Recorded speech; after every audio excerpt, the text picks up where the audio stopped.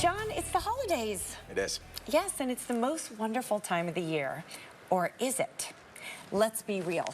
Many of us deal with stress and uncomfortable situations, and they are part of the holidays, just as much as, I don't know, say, candy canes. Yes, and here to help us make life a little bit sweeter, kind of like the candy canes, and navigate through some of the tough situations is therapist and coach amy.hachquet. It's great having you. Thank you for having me. Welcome.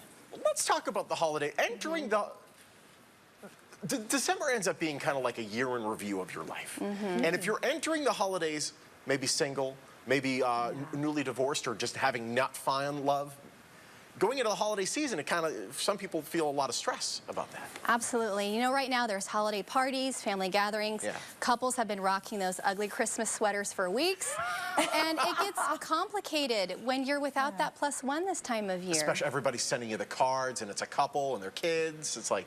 Absolutely. It can get so complicated. So it's important to not necessarily dread this time of year. Don't let the holidays define who you are. We tend to look at the year in review, take these couple of weeks and say, wow, I'm alone. So it's all about perspective and really having confidence in the relationship with yourself. And when you own that status, you own being single, the options, the choices, flexibility can actually really begin to open up for you. So it's about having also that attitude of gratitude this time of year. Interesting. So yeah, don't be intimidated by, for instance, my mother is widowed, and she doesn't really enjoy going to holiday parties now that she's widowed, which is strange because she's such an outgoing gal. But you're saying don't be intimidated by it. It's also can be a great opportunity to meet people, can it? It can. So yeah, let's talk about holiday parties for a minute. So I have one simple yet effective strategy. Because when you're flying solo at a party, it can be really difficult to navigate a room, to work a room.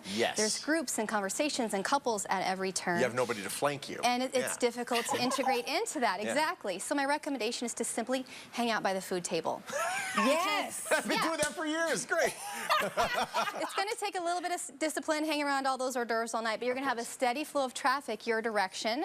It's a great opportunity to spark conversation and to meet people. Highly recommend. That is very interesting. I like this. And frankly, I think half the stress is having that one nosy aunt that comes up to you. It's like, why aren't you with somebody? You listen, I got a girl for you. You got a guy. You've got it down. Have you been there before? Oh, yeah. Yes, absolutely. Right. So what I recommend about that, it's all about survival and this kind of this fake it till you make it kind of response. Okay. So we want to be overly enthusiastic about how great it is to be single. You absolutely love it. You're the master of your time and your schedule. You've got the whole bed to yourself. You can spend your money and time however you want to. You're traveling whenever you want to. So what you're essentially saying to these invasive family members is, I'm so happy being single that you really don't need to worry about me. I love it. I think that would totally work. And then you're reflect and deflect. That's awesome. Then your aunt's going to start thinking like, that doesn't sound too bad. Exactly. Not looking nearly as appetizing as it used to. They're going to be jealous of your freedom by the end of this positive declaration you've got going. And absolutely, there's absolutely nothing wrong with being single. There's nothing wrong with being together. There's nothing wrong. You can be you. Just absolutely own it. And I think the same applies to, like, I might have a nosy aunt who doesn't like what I'm wearing, or doesn't understand why I brought what I brought to the party, or all these things, these like kind of layers of judgment that can happen during the holidays. It's sort of like just let everyone be who they are. Absolutely. I think sometimes people look at our circumstances, they think about how they would feel if they were in our position. They project all of that anxiety onto us. So it's important not to grab onto that. Be yourself. That's a festive family holiday.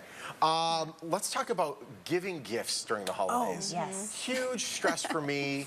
Can get really awkward with family and friends. What do you do with the whole gift giving thing? I know some of our friends are elaborate and over the top. Others are budget conscious, a little more reserved. And then you've got these folks who think that whatever you give them symbolizes the friendship.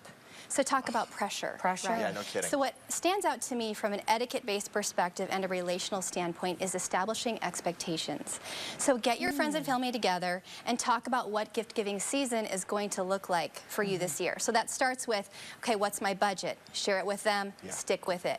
There should be no strings or guilt attached to gift-giving, okay? Excellent, excellent advice. Well, I think, you know, like in my family, we did Secret Santa and we put a price limit, and that works really well because you're setting that up so no one's disappointed. I hate when I get something It's hard. this big ornate Yeah. or really huge, lot of effort, and I'm like, oh, well, I went to the gift card stand and I grabbed you something really quick. I feel like a jerk. Yeah. Exactly. If you're handing out movie tickets and you're getting a designer watch or handbag from your friend, it's time to have a talk. Yes, Okay. absolutely. So communicate. Exactly.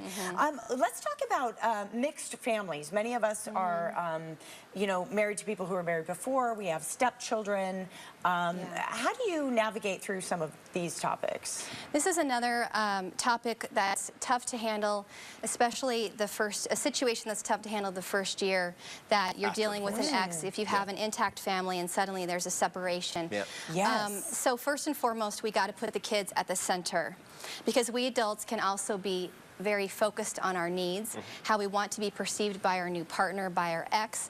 That can raise anxious tendencies to want to control, establish territory, and to even establish new traditions, which are not a problem. But it can be unsettling for kids because they are used to these older traditions and to family members being together, and it may never be that way again. So it's important to keep them in the loop, let them know what to expect. And every family has to decide, okay, where am I going to spend which holiday, when, and for how long? Let them know. That makes them feel secure and safe in the situation. Amy, you need to come on every week. This is great. I would love it. I need this. This has been therapeutic. Amy, it's great having you. Thank you for having me. Contact Amy on her website, amy.hachquet.com. You can also connect with her through social media at amy.hachquet. Stay with us. We'll be right back.